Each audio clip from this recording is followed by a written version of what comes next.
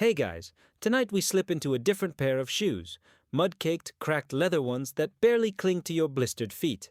Imagine you're trudging down a rutted, dusty road in medieval Europe. The sun is fading, your legs ache, and you're already thinking about the big question every poor traveler faces: where in the world are you going to sleep? Spoiler alert, you probably won't survive this journey if you're picky. Comfort isn't really on the menu when your coin purse jingles with exactly 0 coins. So, before you get comfortable, take a moment to like the video and subscribe. But only if you genuinely enjoy what I do here.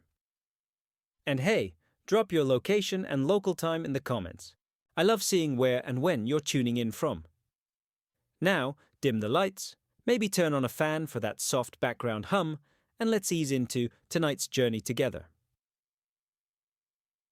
The dirt track under your boots winds between scattered farms and lonely groves of trees. The sun slides lower and the air turns cool, a thin mist already gathering in dips of the road. You keep glancing left and right because a traveler in your shoes doesn't have many options once night settles in.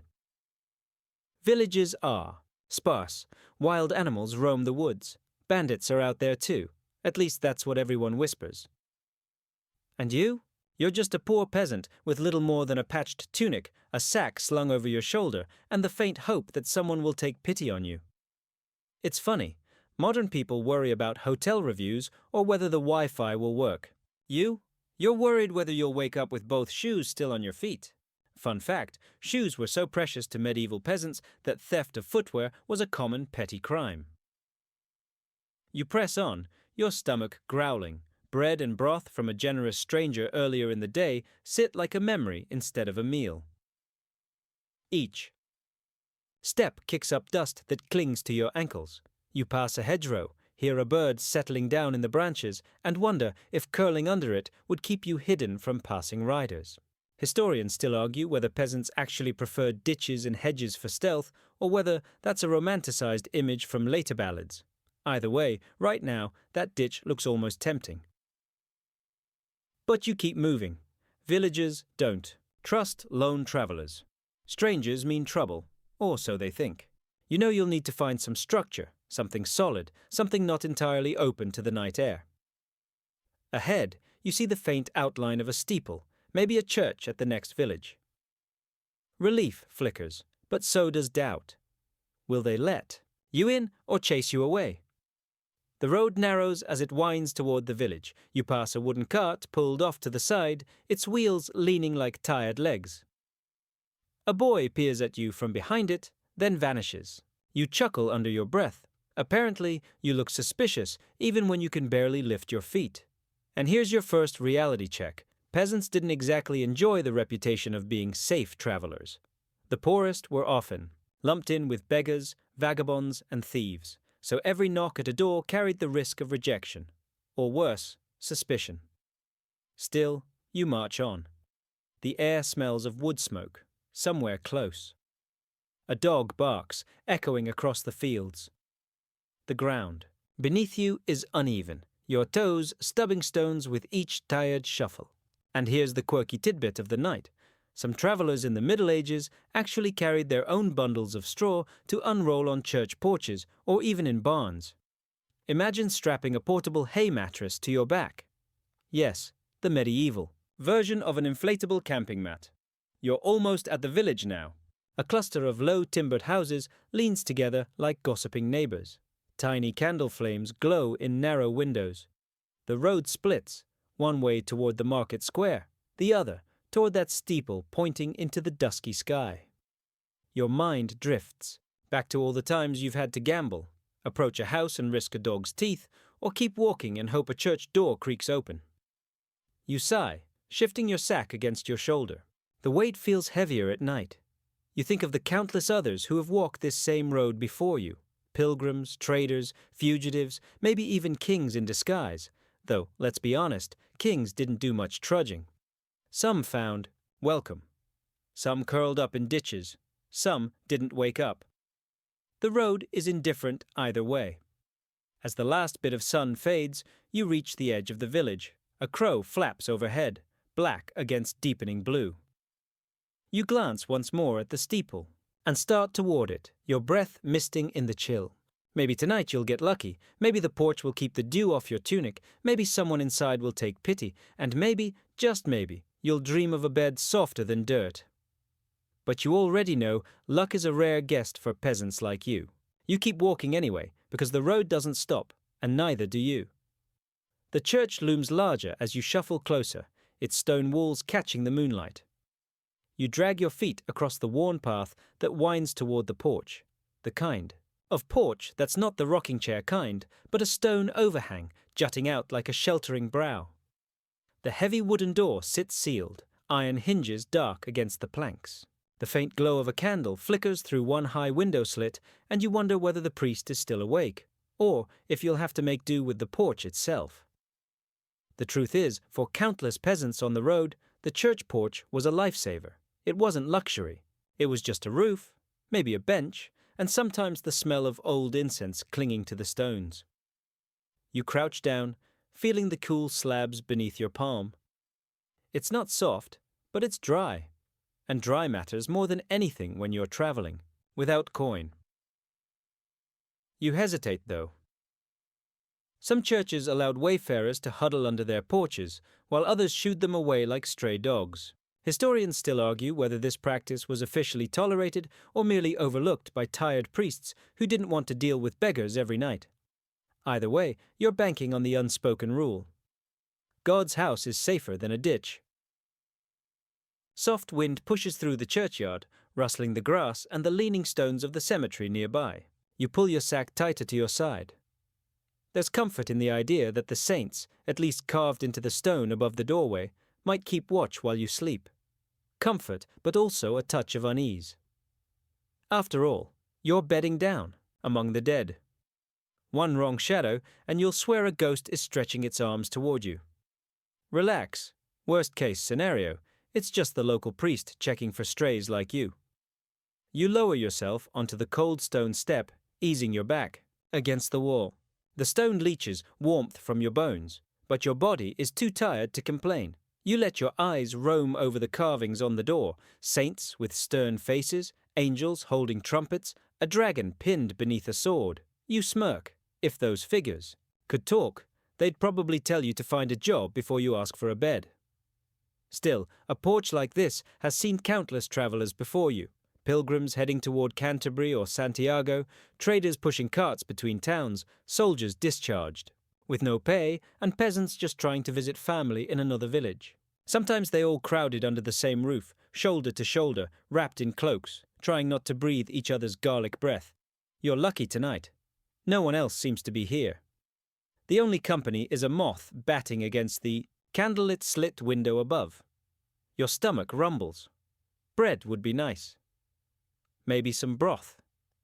Instead, you tear off a tiny crust saved from earlier, chew slowly, and imagine it tastes like roasted goose. Joke's on you, though. You've probably never tasted goose in your entire life. But imagination is free, and so is a stone porch. The air grows colder. You shift, pulling your tunic tighter, and let your eyes wander up toward the bell tower. You wonder if the priest ever rings it just to spook sleepers away. Probably not. Ringing bells costs effort, and priests are human too. More likely, he'll ignore you until dawn, when he comes out yawning, sees your dirty face, and gives you the universal look of, move along. Here's a quirky tidbit for you. In some regions, church porches weren't just sleeping places. They were also the site of legal contracts, public punishments, and even weddings. So if you snooze here, you might wake up to someone exchanging vows right over your head. Talk about crashing a wedding. Literally. The night deepens, stars sharp, above the roofline. A dog howls somewhere in the village, joined by another, then another, until the sound rises like a chorus. You hunch lower, clutching your sack. You remind yourself that it's safer here than out in the open fields. At least no one can creep up behind you without stepping on the gravel path. Still, you keep one eye cracked, because safety is relative, and you're not naive enough to think the church alone can guard you. You trace a finger absent-mindedly over the stone grooves beside you. The cool texture grounds you, a reminder that countless other tired hands have rested here. You smile faintly at the thought. You're part of a long chain of weary bodies leaning against this same wall, each one hoping for the same thing. A Night of rest that isn't cut short by cold, dogs, or suspicious villagers. The hours stretch. Your body aches. The smell of damp stone fills your nose, mingled with faint smoke drifting from somewhere in the village. Finally, sleep begins to pull at your eyes. It won't be restful, not fully, but it will be something. And in your world, something is always enough. As you drift, you imagine tomorrow's road. You'll rise stiff, maybe chased off by the priest with a polite cough or not so polite broom. You'll shoulder your sack, step back onto the dirt track, and keep walking. Tonight, though, the porch is yours, and for a poor peasant, that makes you luckier than most. Morning creeps in through the slit windows, and you stir on the cold porch stones. Your back protests, your neck is stiff, but at least you didn't freeze in the night. The first light of dawn paints the steeple pale gold, and the faint clatter of someone's bucket at the village well reminds you. Time to move on before you're shooed off like a stray cat. You stand, stretch, and brush the dust from your tunic, though brushing hardly makes a dent. Your eyes linger on the church door. For a brief, dangerous moment, you wonder if knocking might earn you more than just a stone floor.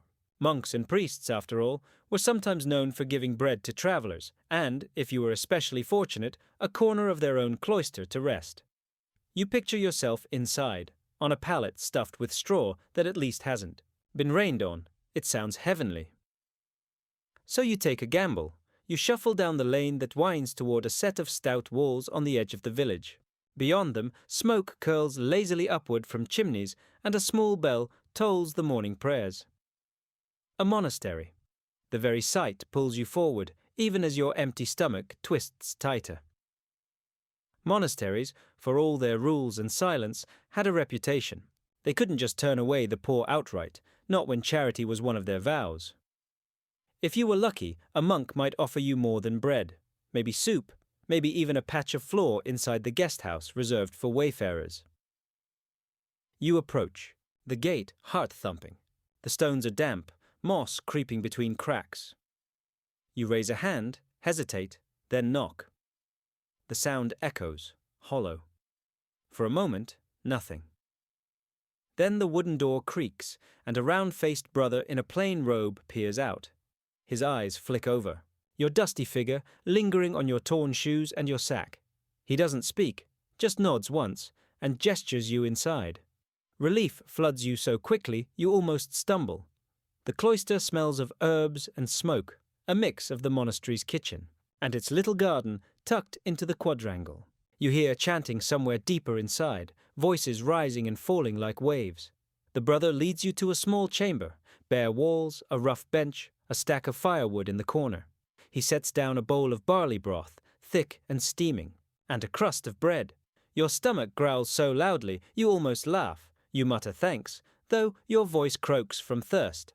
Here's a mainstream historical fact to keep in mind. Monasteries across medieval Europe were among the few institutions obligated to practice hospitality.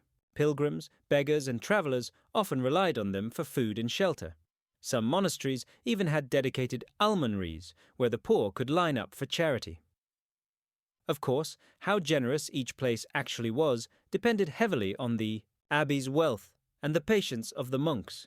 You slurp the broth, warmth spreading through your chest. The bread is hard, but you soften it in the soup and savor each bite as if it were a feast. The brother doesn't linger. He leaves you with the food, closes the door, and fades back into chanting.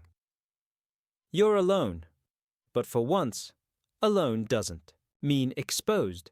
You stretch out on the bench afterward, sighing.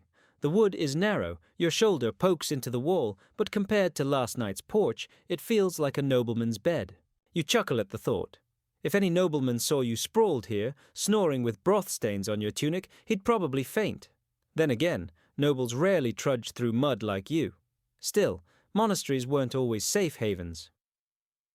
Some were, wary of travelers, suspicious that too many mouths would drain their supplies. Historians still argue whether monasteries welcomed peasants consistently or whether it depended on local politics, wealth, and mood.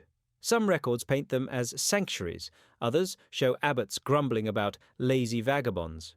You can't help but wonder if you're seen as a soul in need or a nuisance in rags. As you settle deeper into the bench, a stray thought tickles you. This place is full of books, shelves and shelves of handwritten manuscripts guarded like treasures. You, of course, can't read. Most peasants couldn't, but you grin imagining yourself flipping through illuminated pages, pretending to understand. Maybe you'd even add a doodle in the margin, a stick figure with hay sticking out of its ears. That'd go down in history, right? But for now, no doodles. Just rest. The chanting fades to a hum in your ears. The smell of broth clings to your hands, and your eyelids grow heavy. Outside, travelers pass along the road, but inside these walls, you've found a brief pocket of peace. A place where, for one night at least, the road isn't gnawing at your bones. When dawn comes tomorrow, you'll shuffle back out through the gates, your belly less empty, your feet slightly lighter. You'll step into the world again, where the next bed or patch of straw will be another gamble. But tonight, you sleep in the monastery's quiet shadow, under the watch of monks who chant your dreams into stillness. You wake with the toll of the monastery bell, the sound reverberating through the stone like thunder in a cave.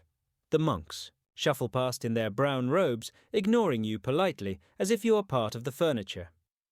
You take it as a sign that it's time to move on. Better to leave before you're nudged out with less subtle hints. So you gather your sack, bow your head in thanks, and step back onto the open road, the weight of hunger temporarily lifted. The morning air is crisp, dew soaking the edges of your shoes. You trudge forward, the dirt track leading away from the monastery and into the wider countryside. By midday, the road grows busier. Carts creak along, pulled by oxen with ribs showing. Merchants bark about wares, hawking bundles of cloth and salt, while a few wealthier travelers ride past on horseback, noses tilted so high you could march under them without being seen. You glance ahead. Smoke curls from a low timbered building, and the faint sound of laughter and clinking mugs drifts across the road. Your heart gives a small leap. You've reached an inn. A roadside inn could be heaven or headache, depending on how many pennies you carried. Unfortunately, your purse jingles with only the sound of your wheeze. Still, maybe there's a chance. The inn sits squat beside the road, its thatched roof sagging, its signboard swinging in the breeze. A carved tankard painted in fading colors creaks as it moves, letting every traveler know. Ale and maybe a bed await inside. You eye the door, then the stable attached at the side. A decision forms even before you take another step. Beds cost coin. Coin is something you do not have. Stables, though? Stables sometimes meant hay, and hay sometimes meant a night warmer than bare dirt. You wander closer, trying to look like you belong. The smell hits you first: smoke, stew, and the sharp tang of ale. Inside, voices boom, songs spill out, and you imagine benches crowded with people who don't mind sleeping shoulder to shoulder. Inns weren't private sanctuaries, they were communal chaos. Travelers crammed into one room, sometimes one bed, sometimes even sharing covers with strangers. The thought of waking up nose to nose with a drooling peddler is enough to make you consider the stable more seriously. Here's a historical tidbit. Medieval inns rarely offered the kind of private rooms you see in movies. Instead, travelers were often piled together, and your spot was determined more by your coin and charm than by any formal reservation. If you were poor, you might be allowed a place on the floor near the hearth, or shoved toward the stable. That wasn't always bad, though. At least in the stable, the animals gave off body heat. You sneak a peek into the stable now. The floor is lined with straw, horses shifting lazily, tails swishing at flies. The hay smells sharp but earthy, and compared to the cold ground outside, it looks inviting. You chuckle under your breath. Imagine telling someone today that your hotel mattress was a mound of horse fodder. Then again, you wouldn't have to worry about checkout times, just whether the horses stepped on your toes in the night. But curiosity drags you toward the inn door. You push it open, and a wave of heat and noise engulfs you. The room is smoky, torches burning on the walls, and a thick stew simmers over the fire. Men in rough tunics slap tankards together, while women in aprons carry trays of ale. A bard strums a lute in the corner, half drowned by laughter and shouting. You pause, drinking it all in. It feels alive, chaotic, and safe in its own rowdy way. Of course, you know better than to expect kindness for free. The innkeeper eyes you as you hover in the doorway, his gaze flicking to your ragged shoes. He sizes you up in one glance and snorts. No coins? No bed. You bow slightly, muttering, "Thanks you can't afford," and retreat before you're tossed out. Still, just stepping inside was a comfort, like warming your hands over a fire you'll never own. Historians still argue whether peasants truly frequented inns, or if that was mostly for merchants and wealthier travelers. Records lean toward the latter, but even the poorest sometimes found themselves on an inn bench, usually thanks to a generous stranger or a bartered service. You? Not so lucky. Tonight, it looks like the stable will be your best option, so you slip back outside, heading toward the animals. A stable boy frowns at you, but doesn't chase you off. Maybe he pities you, or maybe he just can't be bothered.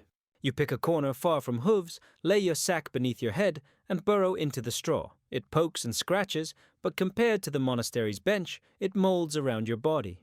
You exhale, long and slow, as warmth seeps into your limbs. Horses shift, their breath warm in the cool night air. A rat scurries across the straw, and you twitch, then laugh softly to yourself. Rats are a given. At least tonight, you have a roof overhead and the lullaby of horses snorting gently in their stalls. Not exactly luxury, but then again, who needs luxury when you've survived another day? The night in the stable isn't exactly restful. Horses shuffle, snort, and occasionally stomp, and the straw itches enough to make you feel like a human pincushion. Still, you wake warmer than you expected, and when dawn filters through the cracks in the wooden planks, you stretch your aching limbs and give thanks that no horse decided to sit on you in its sleep. By midday, you're back on the road again, trudging past hedgerows and muddy fields. Your stomach complains again. The crust you nibbled yesterday seems like a distant dream, and the barley broth feels like a memory from someone else's life. But soon the road curves, and laughter, singing, and the unmistakable smell of ale drift through the air. A tavern. Unlike inns, which sometimes required coin up front and pretended to offer beds, taverns were a more flexible affair. They were drinking halls first and everything else second. You step into the shadow of the low-roofed building, its timber walls leaning like an old drunk. The sign swinging overhead shows a painted boar, though the paint has mostly peeled away. Inside, you can already hear mugs clattering and voices rising in tipsy chorus. You push open the creaking door and are swallowed by smoke, sweat, and song. The room is dim, lit by a few sputtering torches. Long wooden benches stretch across the dirt floor, packed with villagers, peddlers, and travelers. A heavy-set man slams down a mug, spilling ale into a puddle that runs along the table like a tiny river. A fiddler scrapes away in the corner, trying to be heard over the din. You hover in the doorway, trying to blend in. Your clothes, ragged as they are, don't exactly scream customer. Still, taverns had one unspoken truth. If you looked tired enough, no one really cared whether you had coin, so long as you didn't steal anyone's mug. And there's always a bench, or, if not a bench, a patch of floor. You sidle toward the far corner, away from the rowdiest drinkers. The bench is sticky from spilled ale, but it feels solid beneath you. Around you, men argue over dice games, women shout orders across the room, and a traveling storyteller gestures wildly to a small knot of listeners. You rest your sack against your side and pretend to belong. Here's a mainstream historical fact. Taverns in medieval towns weren't just about drinking. They were the heartbeat of local life. Deals were struck here, gossip spread here, and travelers could catch the latest news from roads near and far. For the poor, taverns were also informal hostels. Benches, hearths, or simply the dirt floor. By the fire became sleeping quarters once the ale wore off and the noise dulled. You let your eyes wander. A man already snores at the end of the bench, head tilted back, mouth open wide enough to swallow flies. Another is sprawled beneath the table, using his arm as a pillow. Nobody bothers them. It's just part of tavern life. You feel a twitch of relief. Tonight, at least, you'll sleep under a roof without having to beg. Of course, taverns weren't exactly peaceful sanctuaries. Quirky tidbit. Fights were so common that some taverns actually kept extra tankards on hand specifically because so many got broken in brawls. You grin at the thought that your peaceful sleep could be interrupted by a mug flying across the room and bonking you on the forehead, which honestly might be less painful than the straw pokes from last night. The fiddler shifts into a quicker tune, and suddenly feet are stomping, mugs sloshing ale across the floor. A woman pulls a laughing farmer into a clumsy dance, both of them nearly tripping over the storyteller's stool. You sink lower on the bench, trying not to get swept into the chaos. As much as you appreciate the warmth, you'd rather not wake up with someone else's boot on your chest. Historians still argue whether taverns offered true hospitality to travelers, or if poor peasants simply sneaked into corners until everyone was too drunk to notice. Some records describe formal common rooms, while others suggest travelers had to bribe the innkeeper with whatever scraps they had. Either way, you realize that blending into the crowd is your best bet. Your eyelids grow heavier as the night deepens. The fiddler's tunes blur into a hum, the laughter grows distant, and even the clatter of mugs fades into background noise. You rest your head on your sack, curl your knees up tight, and breathe in the thick smell of ale and smoke. It isn't pleasant, but it's human. The sound of snores mingling with laughter is almost comforting, like proof that everyone is just as tired as you. Tomorrow, the road will call again. Maybe another tavern, maybe a barn, maybe just a ditch. But tonight, the common room is your shelter. And when you finally drift off, your last thought is simple.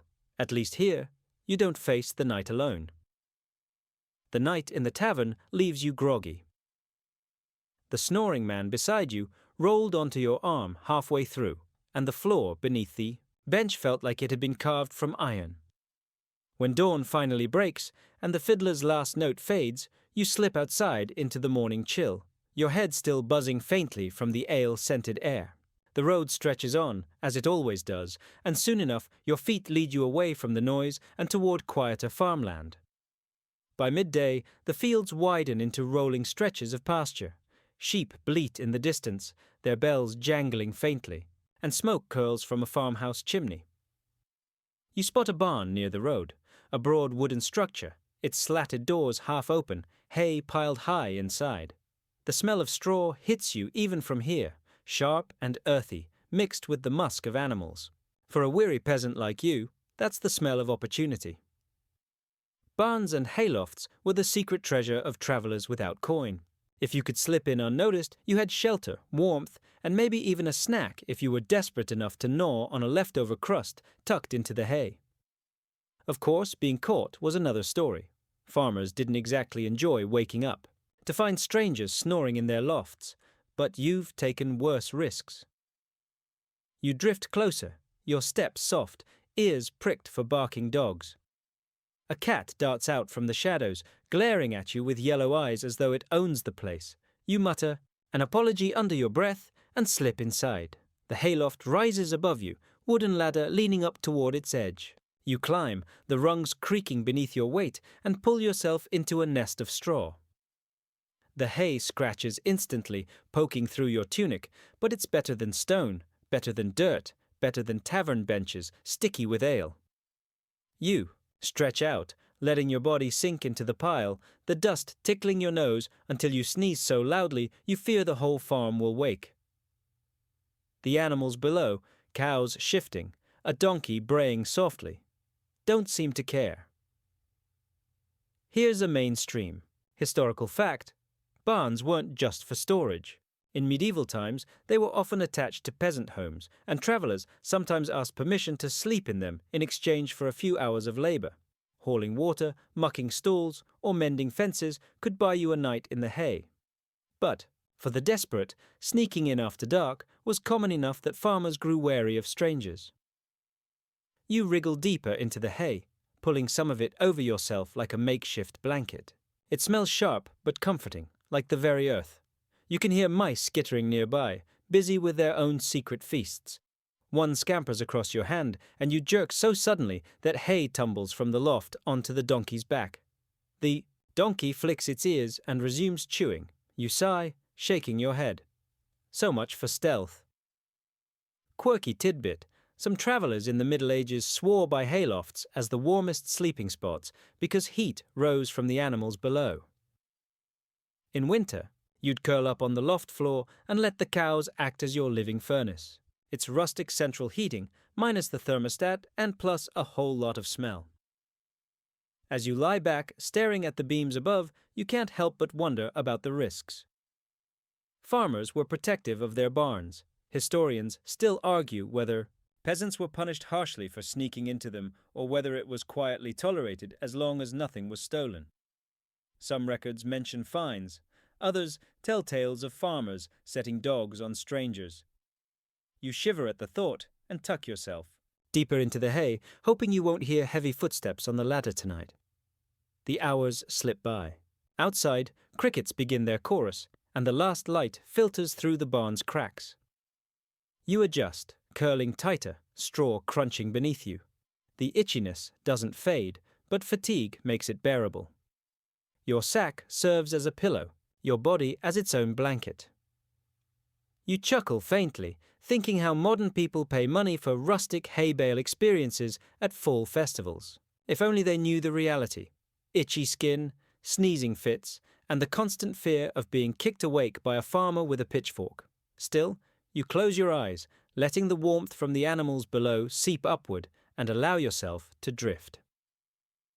Another day survived, another night claimed.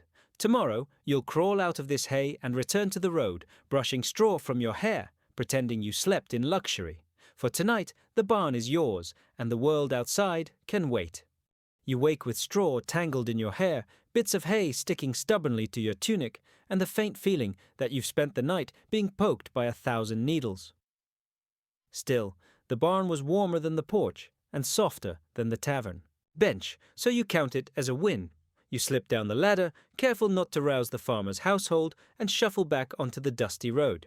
The sky is streaked with grey clouds, and a breeze carries the smell of damp earth, a sure sign that rain may come. You grimace. Rain means mud, and mud means misery. As the road twists between fields and scattered cottages, you spot something unusual up ahead. A small, crude hut leans by the roadside, roof patched with thatch and walls so thin you can see light leaking through the gaps. It looks abandoned at first, but as you draw closer, you notice worn ruts around its doorway, footprints, pressed into the dirt. This isn't someone's home. It's a shelter, a place deliberately set for wanderers like you. Wayfarers' shelters, you realize, were the medieval equivalent of budget hostels. They were rough, bare walls, maybe a roof if you were lucky, and certainly no bedsheets or pillows. But for peasants, trudging along endless roads, they offered something priceless, a designated spot where you could rest without fear of being immediately chased away. You duck inside. The air smells of damp straw and smoke, the remnants of a small fire someone must have lit the night before. The walls are etched with scratches and crude carvings, initials left by past travelers, maybe even tally marks counting how many nights. They'd survived. You run your fingers over one carving shaped like a crude cross and wonder who left it there, and whether they made it to their destination. Here's a mainstream historical fact.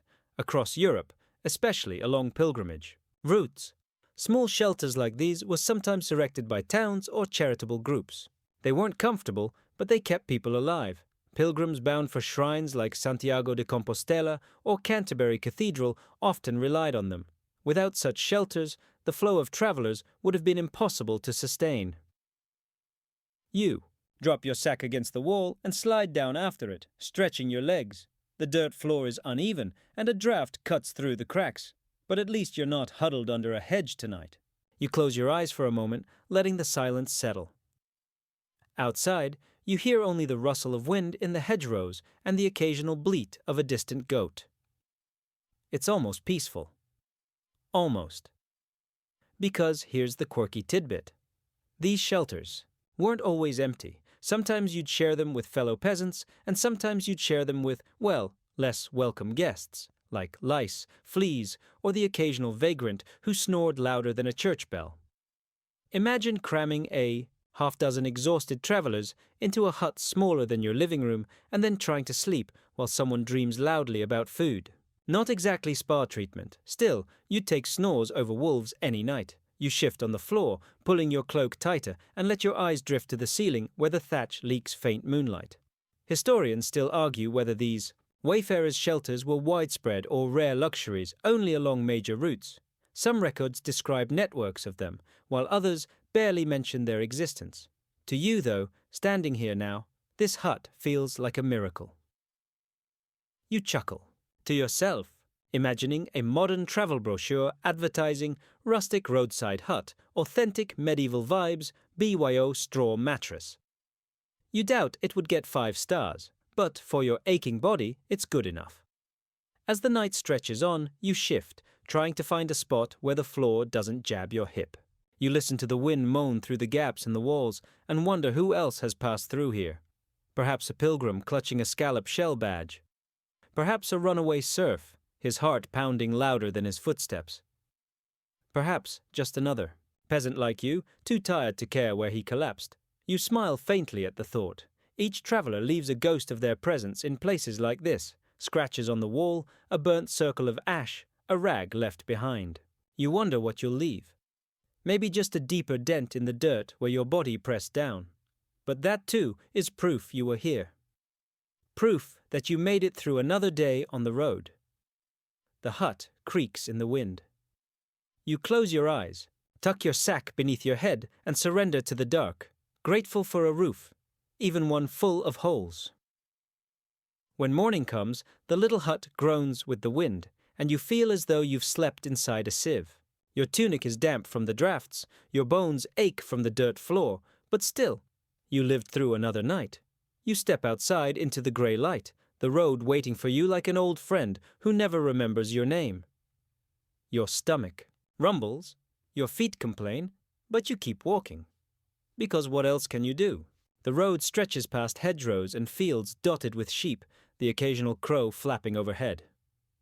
By mid-afternoon, the path narrows, winding between thick bushes.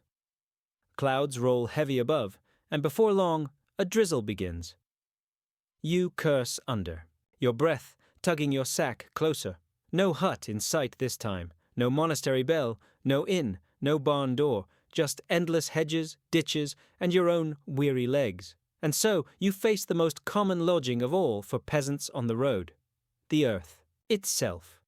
You eye a ditch running alongside the path, its edges damp, its bottom filled with half-rotted leaves. Not exactly inviting, but when the rain turns harder and the wind bites sharper, that ditch suddenly looks like home. You clamber down, pressing your back against the slope. The hedge above forms a partial roof, dripping water down your tunic, but at least shielding your face. You tug your cloak, or what passes for one, over your shoulders and curl into yourself. It's cold, wet, and lonely, but it's shelter of a sort. Here's a mainstream historical fact.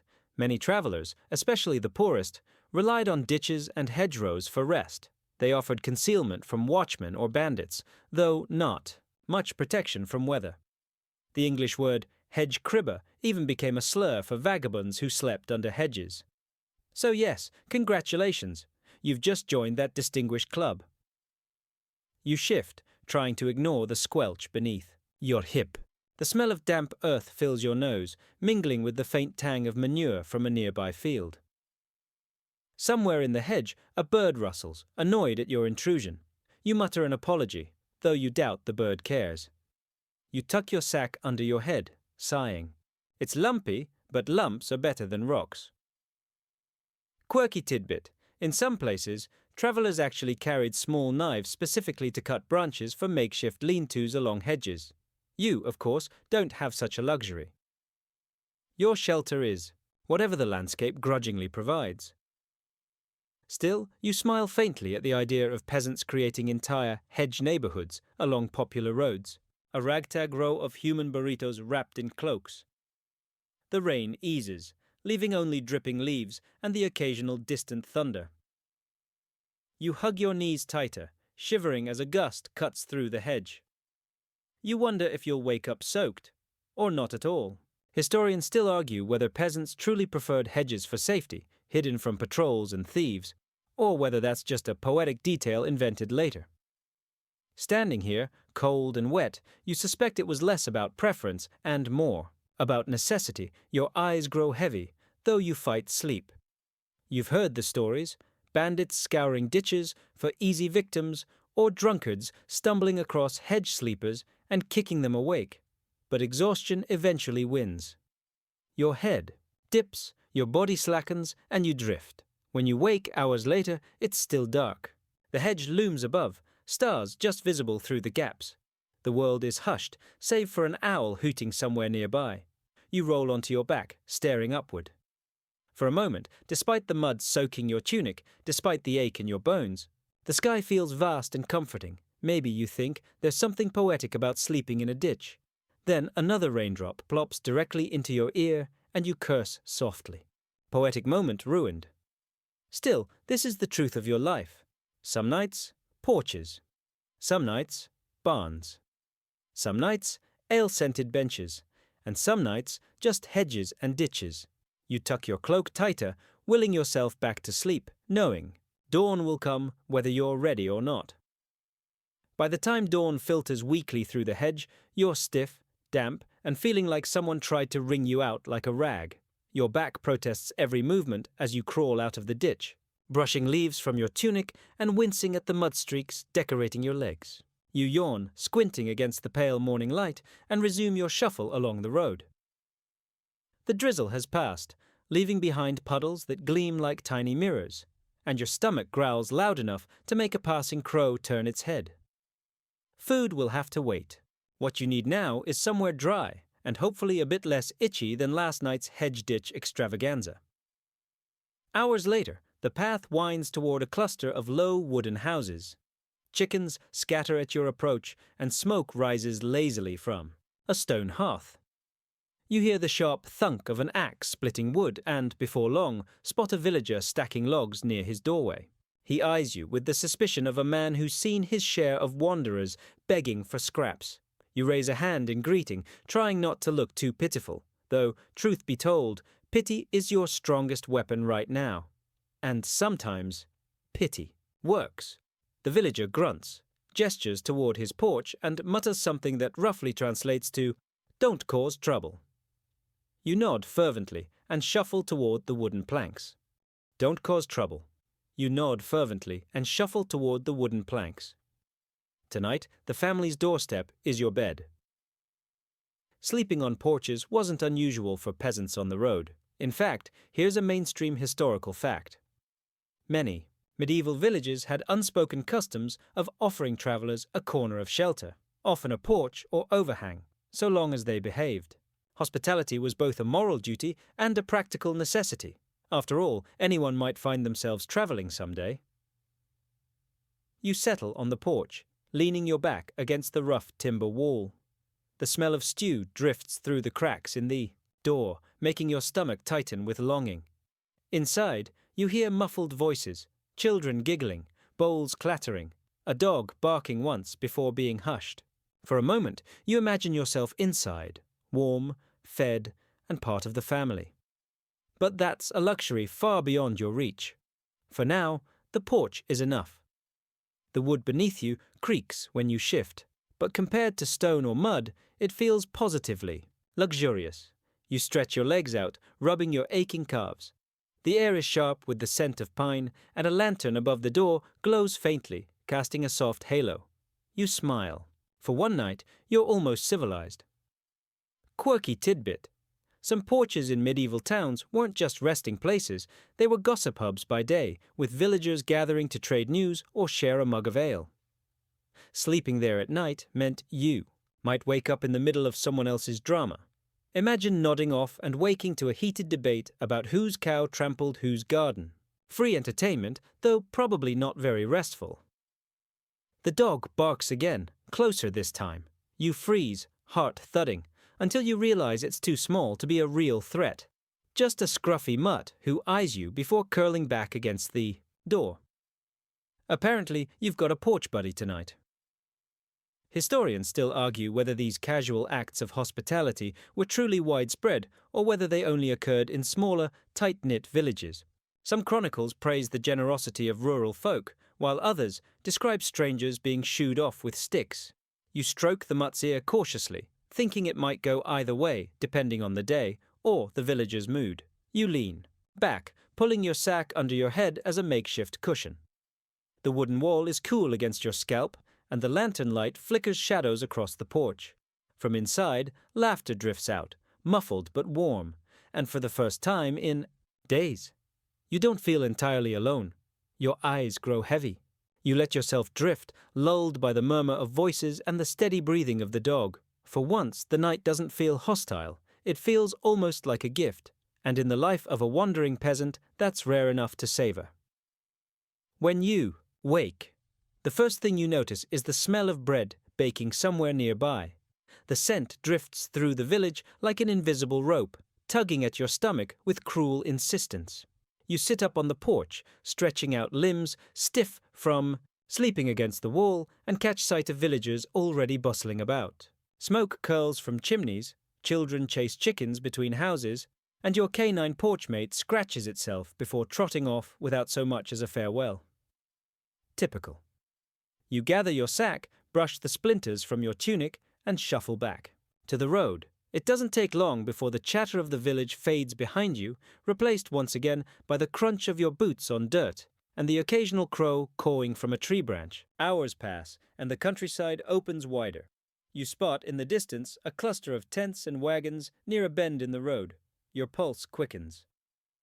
A camp.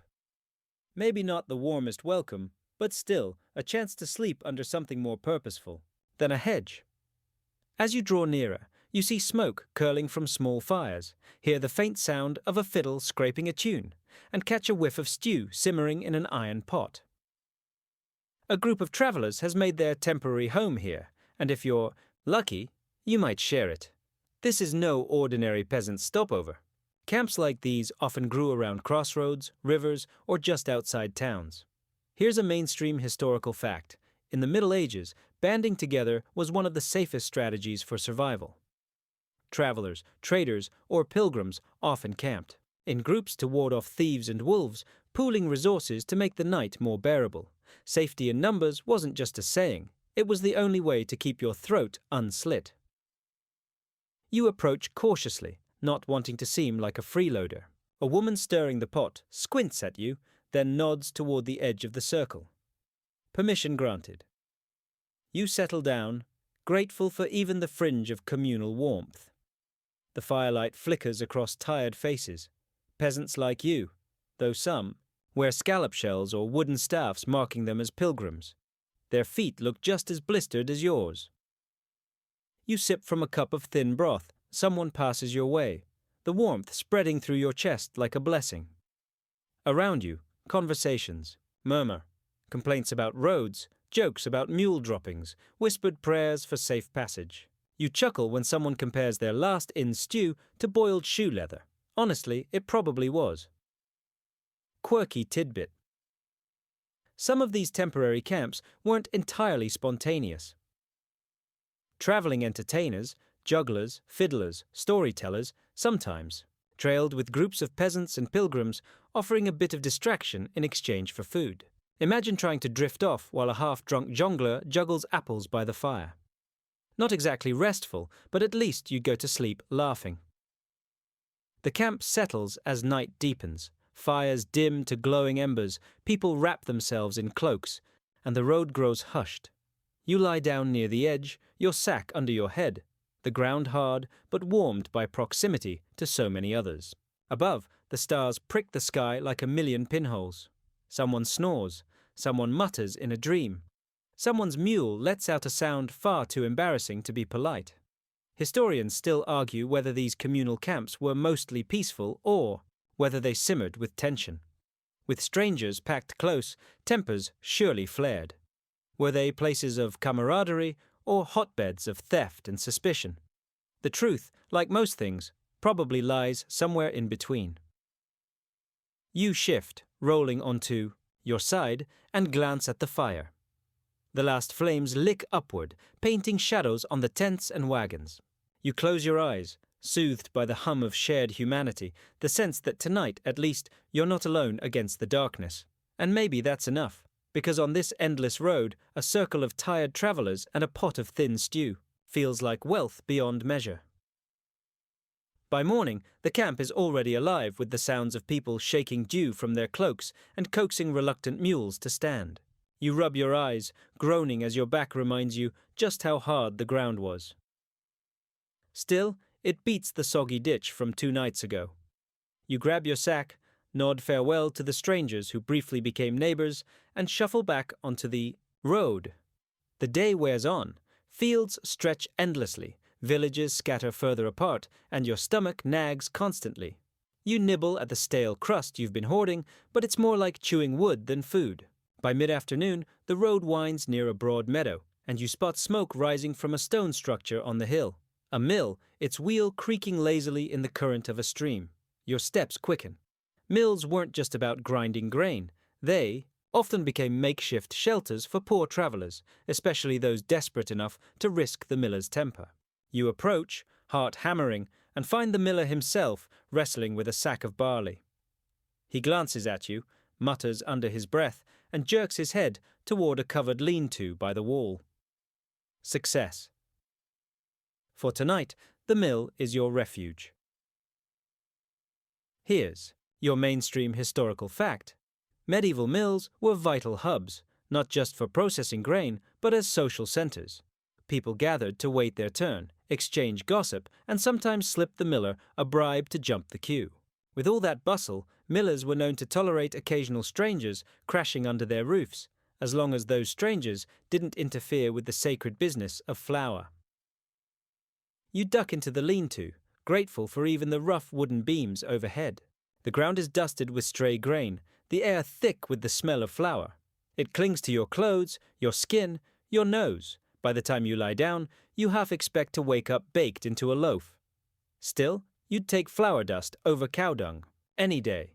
Quirky tidbit, some millers were infamous for shaving the grain, siphoning off tiny amounts from every sack they ground, making themselves rich crumb by crumb.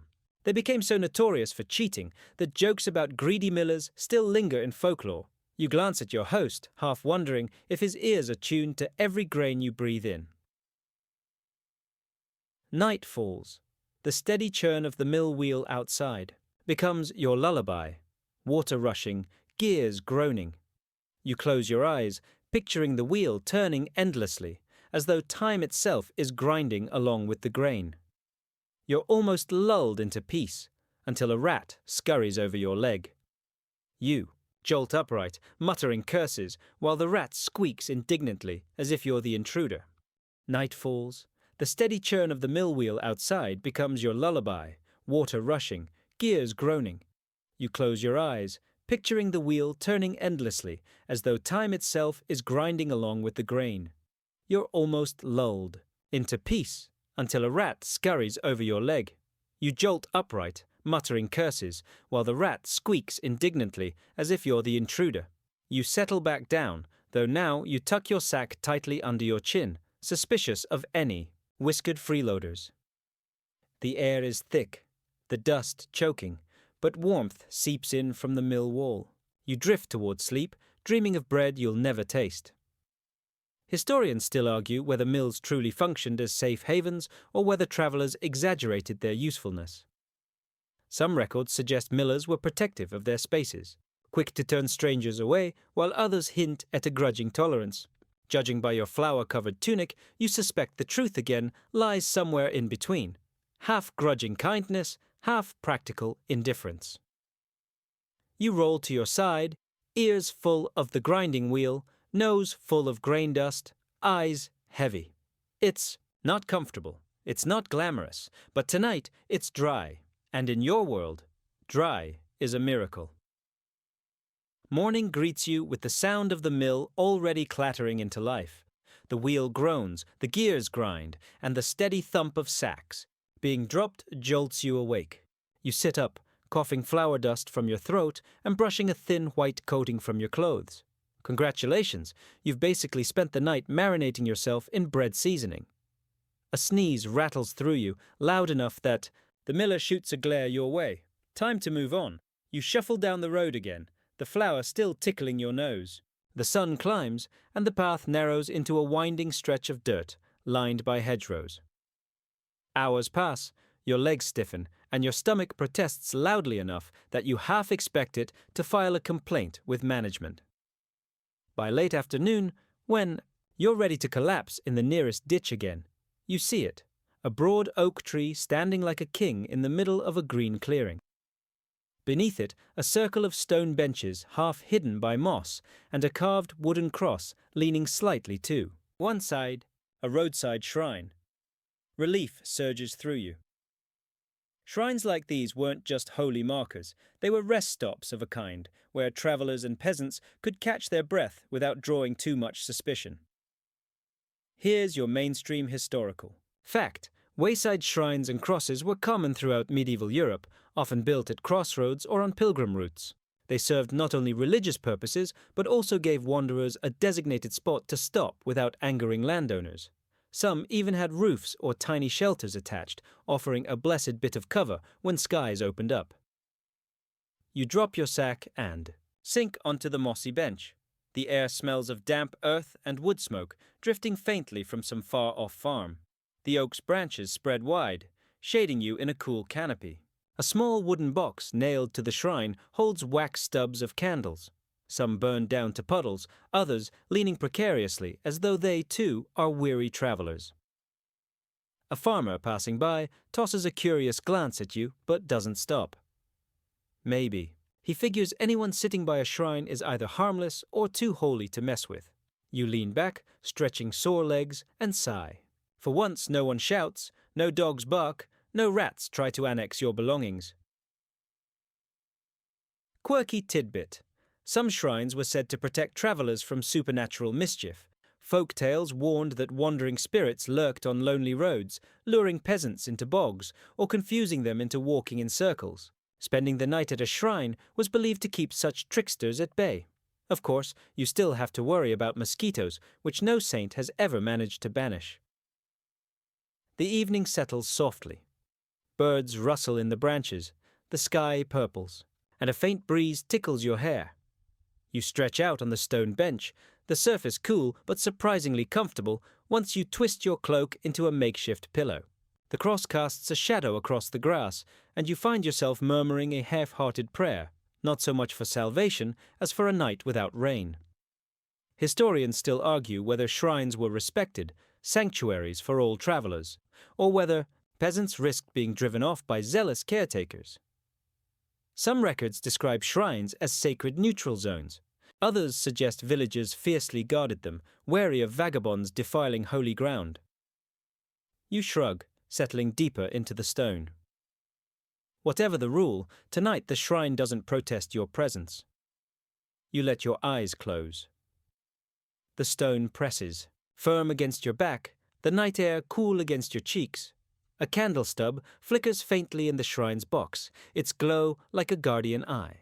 Sleep comes slowly, but when it does, it's peaceful, sheltered beneath oak branches, beside a holy cross, on a road that otherwise has little mercy for wanderers like you. By dawn, the shrine is damp with dew, the oak branches dripping as if they've been crying all night. You roll over, groaning, as the stone bench reminds you that it is, in fact, still stone.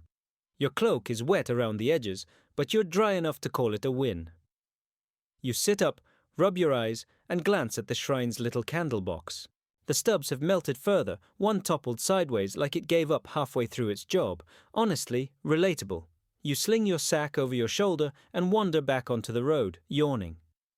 The morning is quiet except for the occasional cart, rumbling past.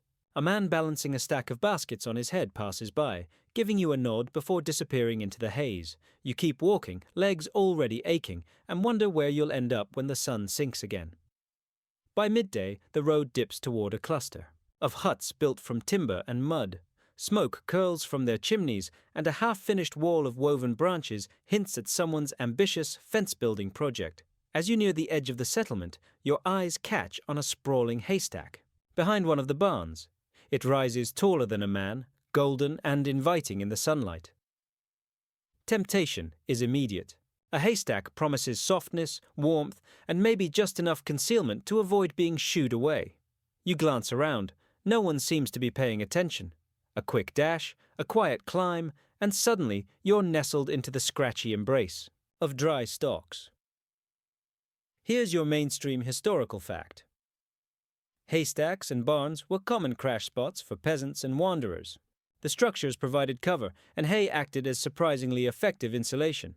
But don't get too cozy. Getting caught could mean a swift boot to the ribs. Farmers weren't known for sharing their livestock's bedding with strangers. You shift deeper into the hay, coughing a little as dust fills your nose. The stalks poke and scratch, but compared to last night's stone bench, it feels almost luxurious.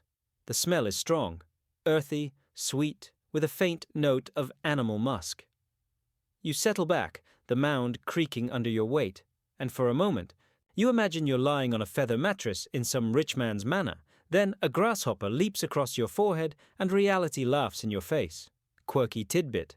In some villages, haystacks doubled as hiding spots during festivals. Mischievous kids, and occasionally tipsy adults, would dive into them for games of hide-and-seek, sometimes emerging with hay crowns on their heads. You grin at the thought, if anyone finds you tonight, maybe you can claim you're just playing. The world's slowest game. The day drifts by. Through gaps in the hay, you see villagers moving about, feeding animals, hauling buckets, gossiping by the well. Occasionally, a dog sniffs near the base of your haystack, but thankfully, none have the energy to dig you out. As the sun sinks, the village quiets, shadows lengthen, and the hay grows cooler around you. Sleep creeps in, though it's itchy and interrupted. A sneeze here, a scratch there, and the constant fear that a pitchfork might suddenly jab through your impromptu bed. Historians still argue whether peasants regularly risked haystacks as lodging or if this was more a desperate fallback than a common practice. Some sources treat it as routine, others as rare foolhardiness. Tonight, you're betting on routine and hoping the farmer is deep asleep. You curl tighter into the hay, wrapping your cloak around your shoulders. The stalks rustle softly with your every breath, the smell of summer grass lingering even in the cool night.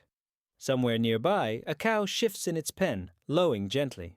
You close your eyes, hidden in plain sight, and drift toward a restless, sneezy, but undeniably warm sleep. The rooster crows before the sun even rises, and you nearly tumble out of the haystack in fright. Your body aches, and your face is decorated with little red scratches from stalks that refuse to cooperate. You sit up, bits of hay sticking stubbornly to your hair, making you look like you lost a wrestling match with a scarecrow.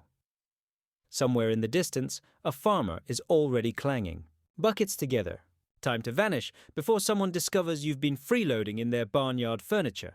You clamber out of the stack, brushing yourself off, and slip back onto the road. The morning is chilly, and a mist crawls across the fields. Your stomach growls in complaint, but at least you managed another night without soaking rain or snarling dogs. You walk until your legs feel like lead, until the mist burns off and the road dips into a shady grove. There, beneath towering trees, you spot a narrow structure with a sagging roof, barely more than a hut. It leans dangerously to one side, its timber frame grey and cracked with age. The doorway gapes like a missing tooth. A hermit's cell, abandoned now, or perhaps just forgotten. Your eyes widen with cautious delight. If no one lives here, it might just be the perfect hideout for tonight. Here's your mainstream historical fact. In medieval Europe, hermits often lived in tiny cells or huts near roads, fields, or chapels. When abandoned, these huts sometimes became opportunistic shelters for the poor or desperate. They were never meant to host travelers, but when no one was watching, they certainly did. You duck inside. Dust swirls in the sunlight, and a broken wooden stool lies in the corner, half eaten by worms. The floor is dirt, hard but dry. A bird's nest clings to the rafters, and a faint smell of mildew lingers. Still, compared to last night's hay, this feels positively regal. 4 walls, a roof, and no threat of pitchfork-wielding farmers barging in. You drop your sack and sit on the stool, which creaks alarmingly under your weight. The silence is thick, broken only by the occasional caw of a crow outside. You can almost imagine the hermit who once lived here, muttering prayers into the night, perhaps warning travelers against sin while secretly hoarding a stash of apples. Quirky. Tidbit. Some hermits were unofficial influencers of their time. People believed they possessed special wisdom or blessings, so peasants would leave gifts, food, cloth, even chickens, at their doors in exchange for prayers.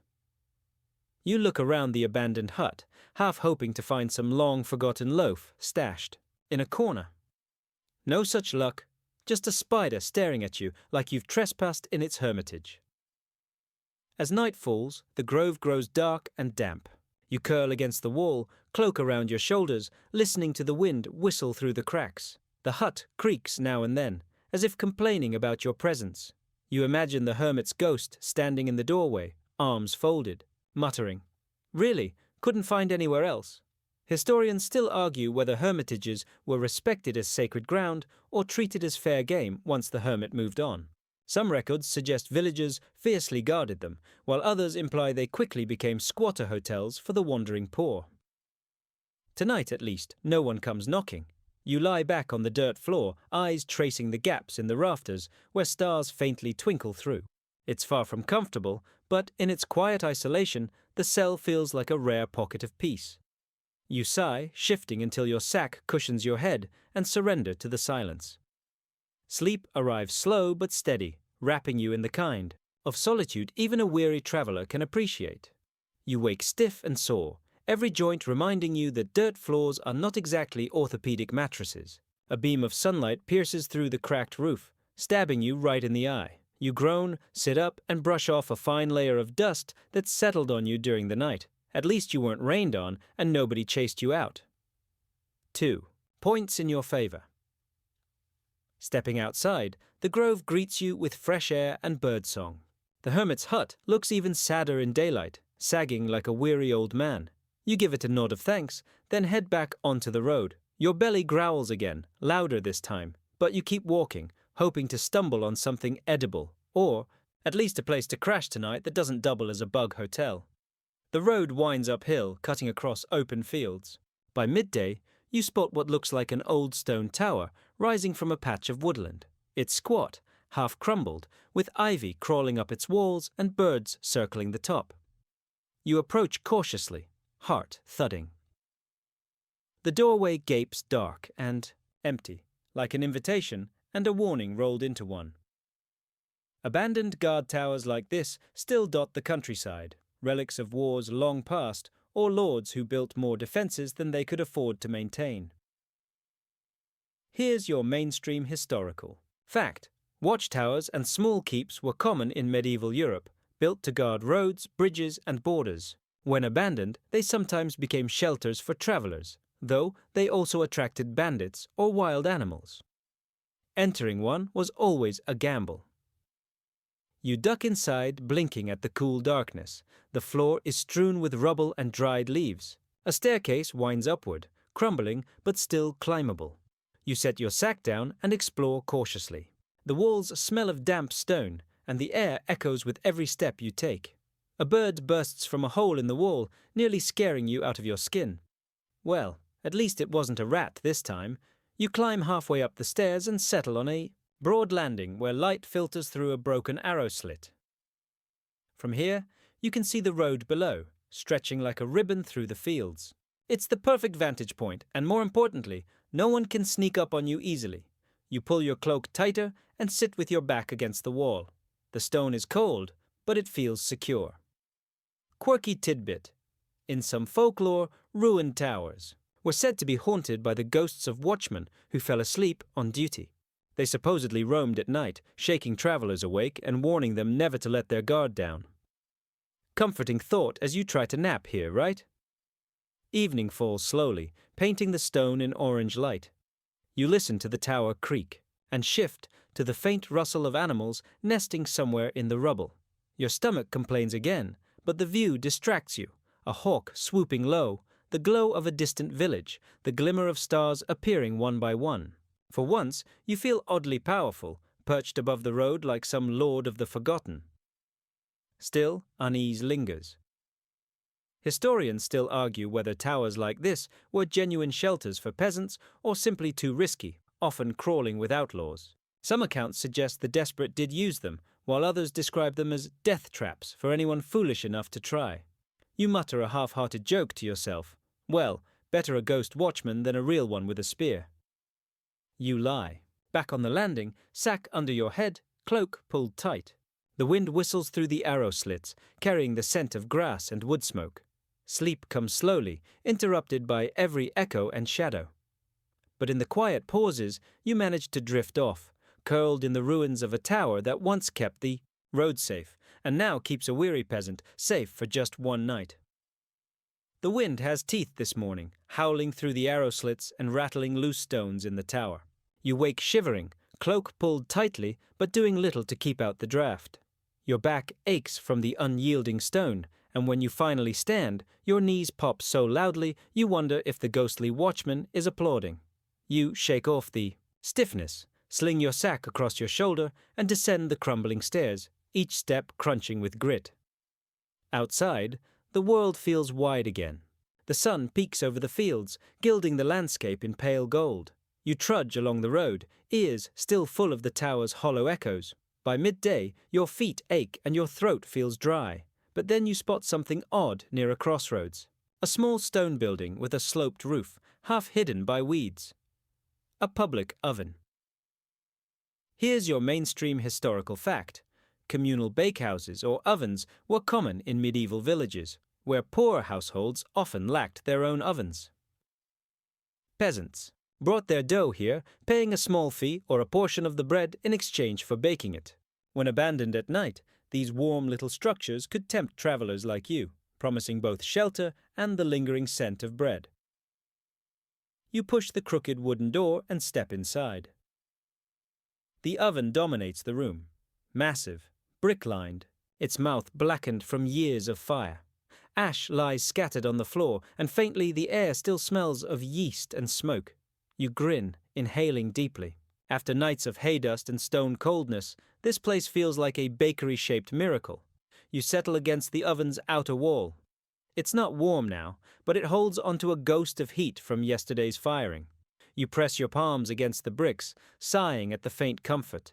A couple of stray loaves wouldn't go amiss, but all you find is a scattering of crumbs.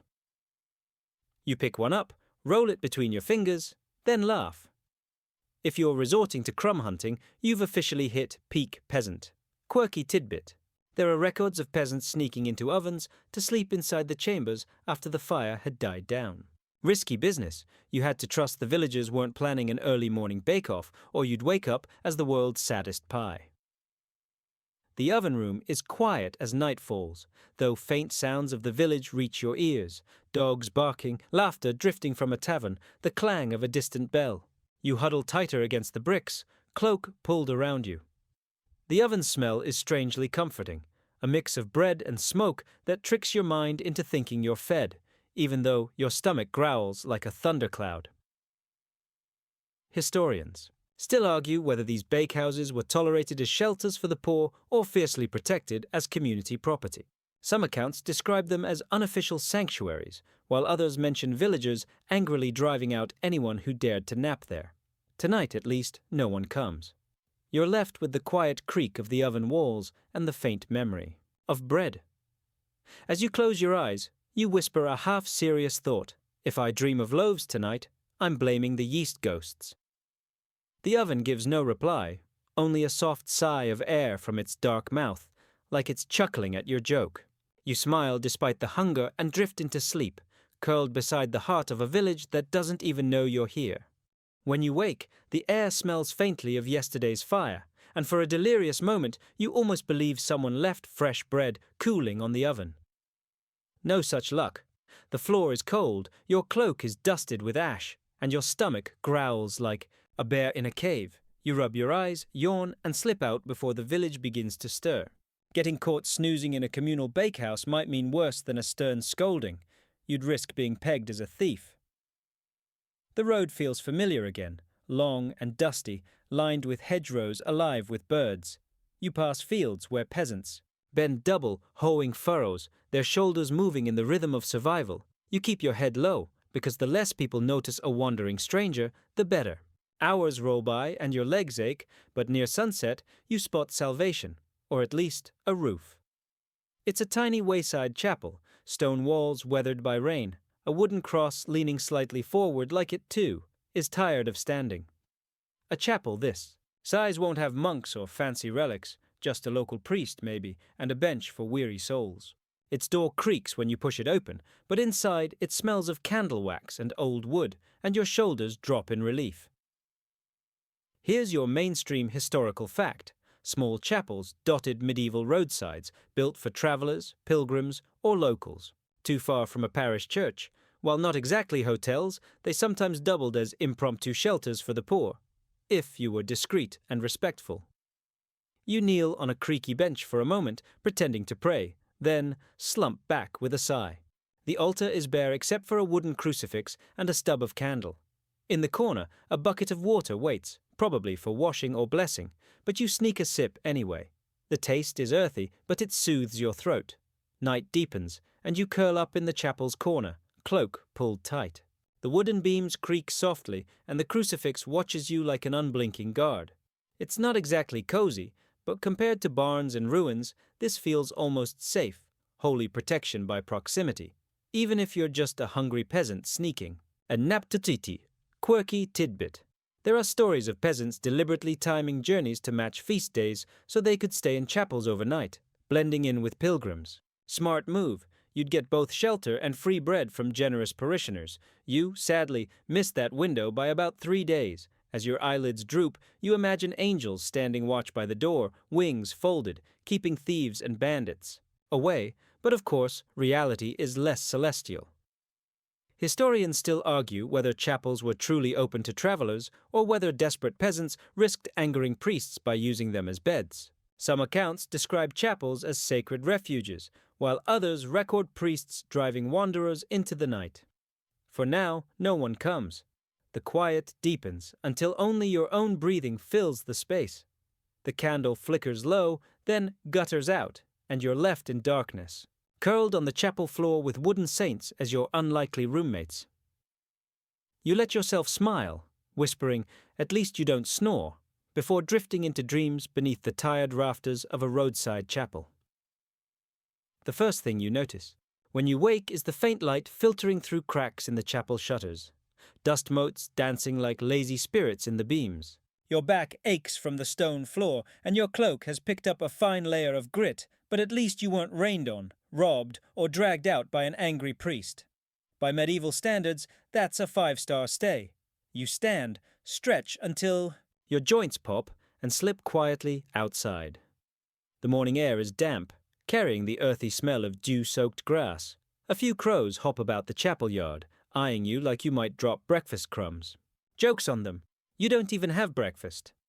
As you shuffle along the road again, your thoughts turn practical. Where will you find shelter tonight? You're too poor for inns, too wary of strangers' barns, and the memory of that ruined tower still prickles your nerves.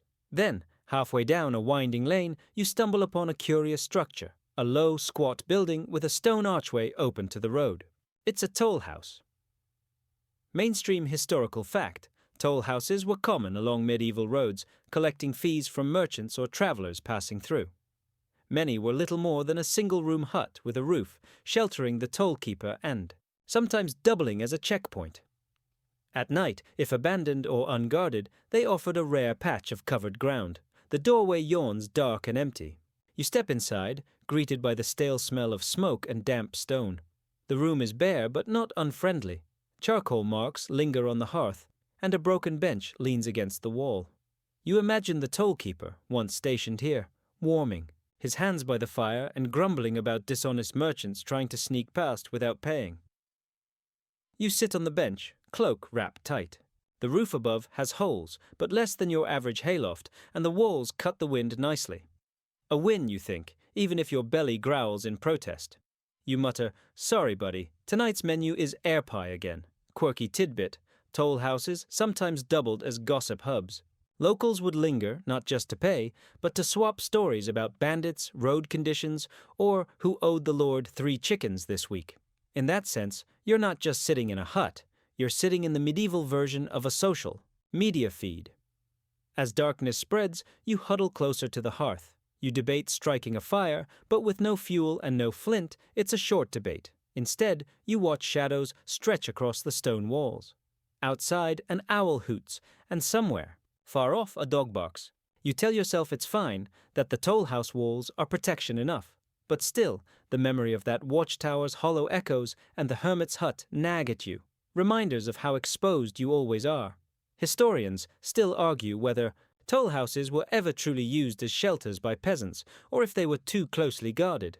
Some accounts suggest abandoned ones were fair game, while others hint that anyone caught squatting would be chased off. Tonight, though, you've lucked out. Nobody comes, no keeper demands a coin you don't have. Just the wind sighing through the roof holes and the occasional creak of the wooden door. You curl up by the hearth, sack under your head, and whisper, a joke to yourself. Imagine being charged a toll for sleeping here. That'd be peak landlord. The shadows don't laugh, but you do. Quietly, tiredly, until sleep finally drags you under. Morning seeps into the toll house like a lazy guest who forgot to knock. The grey light spills across the floor, illuminating cobwebs in the corners, and the trail of tiny paw prints where some rodent scouted for crumbs while you slept. You stretch, yawn, and wince as your shoulder complains from using a sack as a pillow. Not exactly ergonomic design, but hey, you survived another night without paying rent. You step back onto the road, cloak heavy with dew, and march on.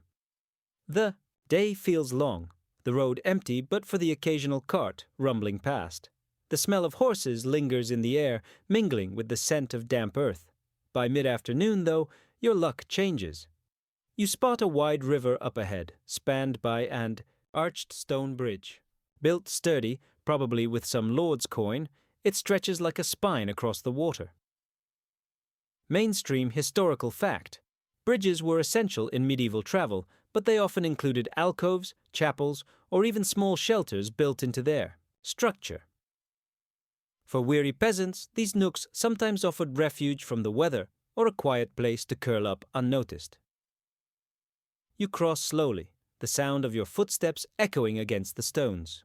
Halfway across, you notice one of those alcoves, just a little stone pocket recessed into the side of the bridge.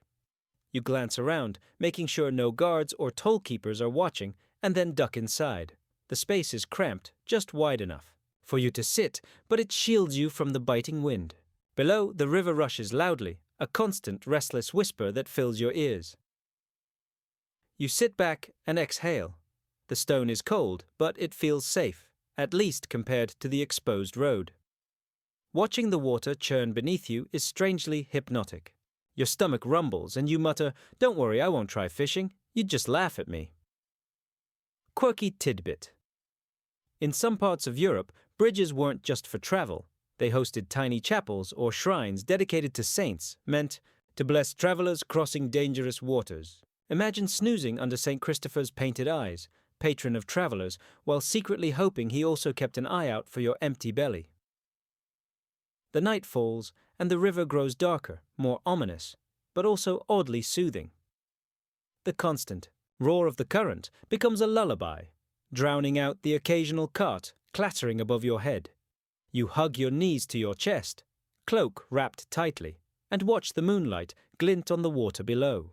It feels risky sleeping on a bridge. If someone found you here, you'd have little defense, but exhaustion pushes you past fear. Historians still argue whether bridge alcoves were actually used as sleeping spots by peasants, or whether this was more of a desperate exception. Some records suggest vagrants did indeed huddle there, while others claim watchmen or priests kept these spots too sacred or too guarded for such use. Whatever the truth, tonight the alcove is yours alone. You lie down carefully, making sure you don't roll too close to the edge and smile faintly at the absurdity. "If I fall in, at least I'll be clean," you whisper to the roaring river. The water answers with its endless rush, and, lulled by the sound, you drift into dreams, beneath the stone ribs of the bridge. You wake to the damp chill of stone pressed against your cheek and the steady roar of water beneath the bridge. For a moment, you can't tell if it's still night or if dawn has just crept in, because the alcove is dim either way. You push yourself upright, knees stiff, cloak heavy with mist. Your first thought is that you somehow survived the night without rolling into the river. A victory worth at least a small celebration dance, though your tired legs vote no. As you shuffle across the bridge, carts begin to roll by. They're wooden, wheels groaning against the stone. A couple of drivers glance your way, but you keep your head down. The less anyone suspects you spent the night wedged in an alcove, the better. Soon the road curves away from the water and winds uphill. By late afternoon, you spot another shelter, this time more rugged than holy or civic. It's an old shepherd's hut, tucked on the edge of a hillside pasture. Smoke hasn't risen from its chimney in who knows how long, but the walls still stand, made of stacked stone with gaps filled by moss.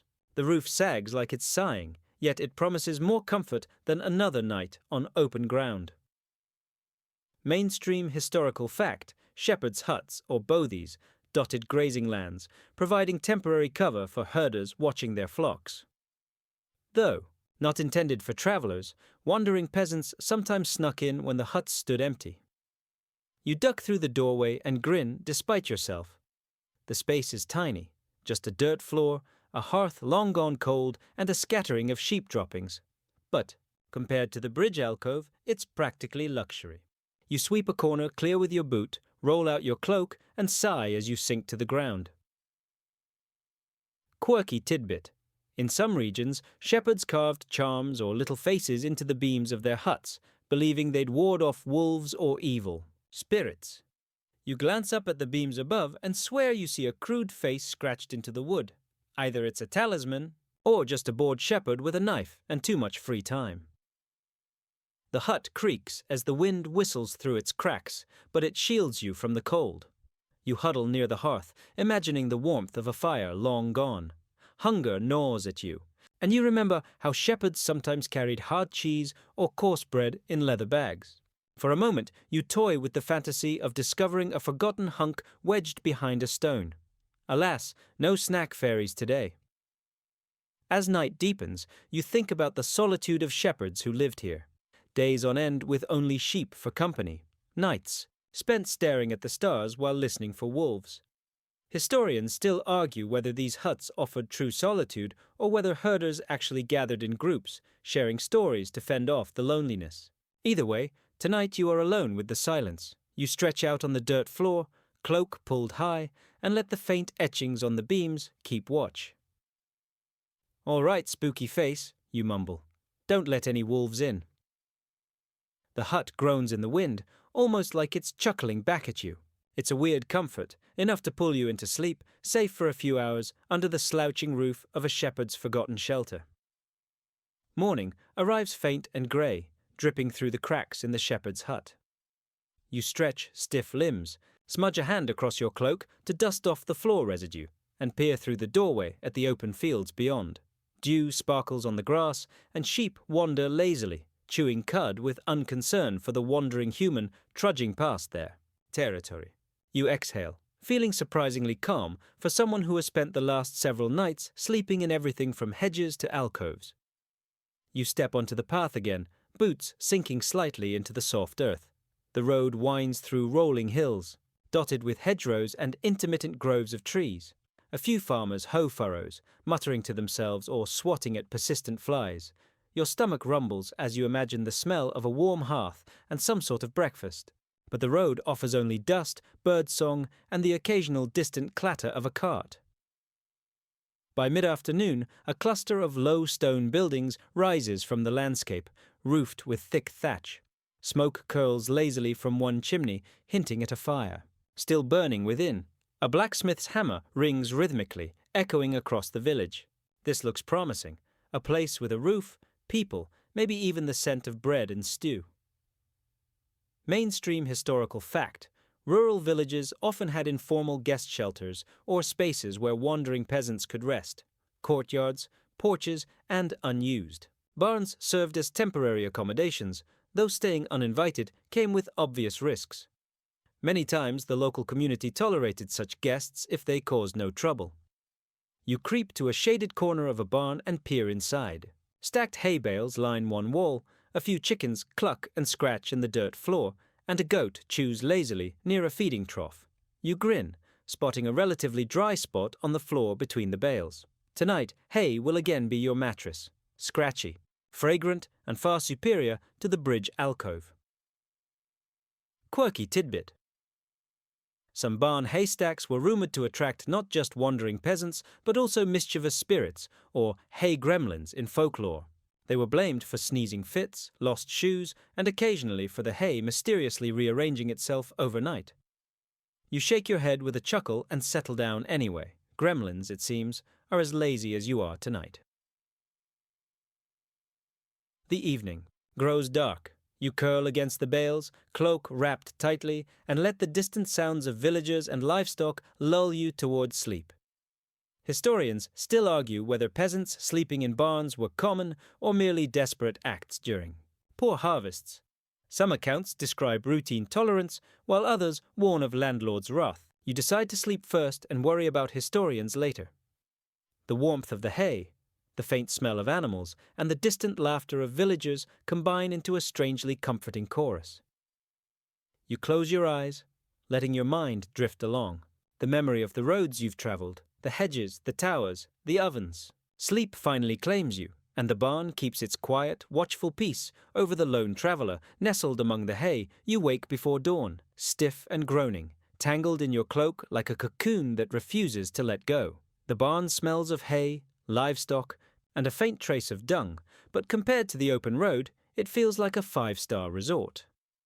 A rooster crows somewhere nearby, startling a goat that bleats in indignation, and you groan. Another day, another stretch of road. After a quick stretch, you step outside. Mist curls across the fields, dew soaking your boots almost immediately. The village is stirring. A blacksmith hammers, chickens scatter, and the faint aroma of bread baking drifts from someone's hearth. You keep your head down and trudge along the path, boots squelching in wet grass.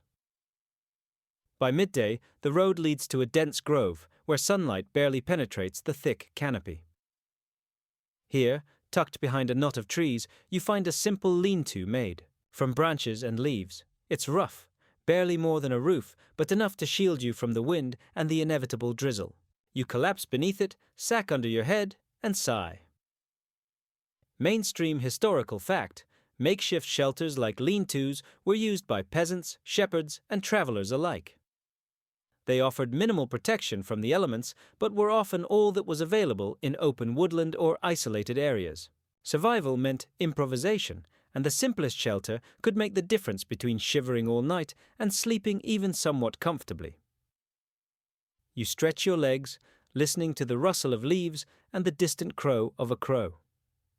The forest hums with life, insects buzzing, branches creaking, the occasional snap of twigs under unseen paws. Quirky tidbit. Folklore warned that such woodland shelters could attract spirits called hobgoblins who loved to mess with travelers. Switching boots, tangling hair, or hiding socks. You roll your eyes, muttering, "Yeah, sure, blame the hobgoblins." Night falls, and the lean-to offers a strangely protective cocoon. You pull your cloak tight around your shoulders and sigh at the faint scent of wet leaves. Historians still argue whether peasants routinely slept in woods under improvised shelters or only did so when desperate. Records are mixed. Some chroniclers praise ingenuity, others lament the danger and exposure. Tonight, you favor ingenuity. The wind sighs through the branches, carrying the forest's cool breath across your face. You imagine that the lean-to itself is a quiet guardian, holding the night at bay, keeping wolves, rain, and ill fortune just far enough away. You close your eyes, listening to the gentle rustle and letting your mind drift, grateful for yet another night survived, even in the simplest of shelters. Morning creeps in slowly, brushing the tops of the trees with pale gold light. You stretch, body aching, and listen to the forest awaken. Birds chirp in uneven bursts, A squirrel chatters somewhere above, and the faint hum of insects carries on the damp morning air. You shake out your cloak, brush off twigs and leaves, and trudge back. Onto the road. The path twists downhill toward a river, its water glinting in the sunlight. The bridge ahead is simple, wooden and low, and a shallow ford beside it offers another crossing if you dare risk wet boots. You hesitate, then choose the ford, feeling the cold rush of water over your toes. Your stomach protests, but you press. Midday finds you entering a small village, half-timbered houses leaning precariously, smoke curling from chimneys. You pause at a crossroad where a small, low-roofed shed sits abandoned, its walls leaning and roof patched with moss. It's not glamorous, but it promises dryness and shelter from the inevitable evening chill. You step inside cautiously, brushing away cobwebs. Mainstream historical fact: abandoned village sheds or workshops were sometimes used by travelers as overnight shelters. While not intended for lodging, they provided basic cover, especially in villages where peasants were tolerated for a night if they caused no trouble. A practical, if modest, solution for a wandering soul. You settle into a corner, sack under your head, and listen to the distant murmur of village life. Someone hammering, children squealing, a dog barking. Quirky tidbit: some sheds were rumored to be haunted by the spirits of craftsmen who had died in accidents or long-forgotten quarrels. Sleepily, you imagine one of these ghosts peering at you and muttering, "Careful with that sack, it's my favorite spot." You snort quietly. Night falls. The air cools, and the shadows of the shed's beams stretch across the dirt floor. You pull your cloak tighter, thinking about how far you've come: the hedges, towers, barns, ovens, chapels, and now this humble shed. Historians still argue whether these abandoned village structures were widely used as shelters, or if stories of such practices were exceptions. Either way, tonight it's your refuge. You lie back, listening to the village settle. Somewhere, a rooster crows too early, a dog whines, and the wind rustles the loose boards. You close your eyes, imagining the ghosts of old craftsmen smiling at your ingenuity, and let sleep take you, carrying you gently into the night under the shelter of an abandoned village shed. You wake to a faint grey light filtering through gaps in the shed walls. Your back aches, legs cramp, and a fine layer of dust has settled across your cloak like snow. You stretch, groaning, and step outside, blinking against the morning sun. The village is quiet. Perhaps most of its inhabitants are still in bed, and the occasional caw of a crow echoes down empty streets. The road stretches ahead, winding through low hills dotted with farms. You trudge along, boots picking up mud where last night's drizzle soaked the earth. Your stomach grumbles. You nibble on a bit of stale bread you've been saving, the crumbs falling onto your cloak and the dirt. Survival is messy, but at least it's edible. By midday, you approach another small village. Smoke curls lazily from chimneys, chickens scratch in the dirt, and the faint aroma of cooking fills the air. A low stone wall encloses a yard, and within it, a small shed leans on one side, roof patched with reeds. You approach cautiously, recognizing the familiar promise of shelter and a dry spot for the night. Mainstream historical fact: rural peasants often relied on abandoned or lightly used structures for overnight stops. The legality of such lodgings varied. Some were tolerated, others strictly forbidden. But for those traveling long distances on foot, improvisation was a necessity. You slip inside, brushing cobwebs aside and finding a corner clear of debris. The dirt floor is uneven, the walls slightly damp, but compared to the open road, it is luxury. You collapse onto your cloak, pulling it around you, listening to the faint rustle of wind through the gaps in the walls.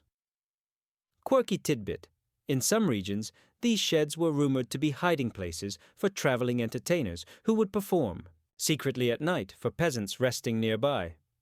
You imagine a fiddler ghostly enough to play a tune while you nap. Night falls slowly.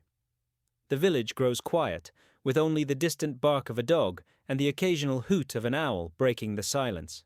You curl tighter, thinking about the miles you've walked and the nights you've survived: hedges, barns, towers, ovens, chapels, lean-tos, and now this shed. Historians still argue whether peasants' improvisational lodging was a common, accepted practice or a desperate measure forced by poverty. You close your eyes, letting the quiet lull you. The shed creaks in the wind, the smell of earth and old wood wraps around you, and for a few precious hours you rest, hidden and safe. Tonight, the road is paused, the world holding its breath as you drift into sleep. Morning light filters through the cracks in the shed's walls, pale and forgiving. You stretch, muscles stiff from another night on a dirt floor, and brush off stray dust from your cloak. The village around you is stirring slowly. Smoke curls from chimneys, chickens scratch, and a faint bell chimes from the distant chapel. You rise, adjust your sack, and step onto the road, ready for whatever comes next. The day is long, the sun warm on your back. Fields stretch in every direction, green and golden under a gentle breeze. You pass small streams and hedgerows, greeting fellow peasants who nod politely as you trudge past. By late afternoon, you reach a patch of woodland where a fallen tree has created a natural lean-to. You approach, noting the dry ground beneath the branches. Tonight, it promises shelter and the faint comfort of solitude. Mainstream historical fact: natural formations like fallen trees, caves, or dense thickets were sometimes used by peasants as improvised shelters. While less permanent than barns or chapels, they provided essential protection from the elements and offered a secluded resting place. You crawl beneath the fallen trunk, pulling your cloak around you. The forest smells of earth and moss, a pleasant change from the dust and animal scents of previous nights. Quirky tidbit: folklore claimed that trees that had fallen naturally could house spirits or forest guardians, and sleeping beneath one supposedly offered protection, or mild annoyance. If the spirit was grumpy, you hum quietly, hoping your guardian is feeling generous tonight. Night settles in, dark and calm.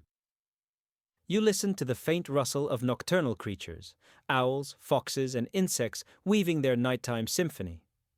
Historians still argue whether peasants often relied on such improvised shelters or if these were extreme measures in times of desperation.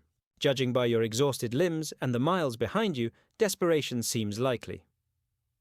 You curl up beneath the tree, cloak tucked around your shoulders, and close your eyes. The world is vast and often indifferent, but for tonight it holds you gently. The faint whisper of the wind through branches, the distant glow of stars, and the comfort of having survived yet another day wrap around you. You drift into a deep sleep, feeling the rhythm of the earth beneath you, the road behind you, and the promise of sunrise ahead. Each improvised shelter, each stone, haystack, or alcove has taught you the art of survival, the patience of wandering, and the small joys of finding warmth and safety where none was guaranteed. Word count: 197. Wind down: 300 words. Now, slow your breathing and let your mind drift with me. The road stretches endlessly, fields bathed in golden light, forests whispering secrets only you can hear. Each step you took, each night you spent curled in hay, stone, or beneath trees has brought you here to a place of quiet reflection. Feel the warmth of the day linger on your skin, the soft murmur of streams in your ears, and the gentle sway of branches above. Think of the chapels, ovens, towers, and barns you visited. Remember the flour-dusted mill, the haystack that poked. At your elbows, the hermit's abandoned hut, and the alcove on the bridge where the river's murmur was your lullaby. Each spot held its own character, its own scents, creaks, and shadows. You've traveled not just through the land, but through the lives of countless wandering souls who came before you, improvising with whatever shelter the world provided. Allow your mind to soften, letting go of aches and fears. Feel the wind as it carries the scent of earth and grass, the gentle hum of night creatures, and the quiet reassurance that you have survived. The road may be long and unforgiving, but it has taught resilience, creativity, and the subtle comfort of small victories: a dry corner, a roof overhead, the soft rustle of leaves. Now, dim the lights. Let the background hum of your room mingle with the imagined winds of the countryside. Drift slowly, like you are stepping off the road into dreams. Every shelter, every night under the stars has been a chapter in your journey. And tonight, you rest fully, safely, with the quiet knowledge that the world, while harsh, can be surprisingly gentle. Let sleep carry you onward.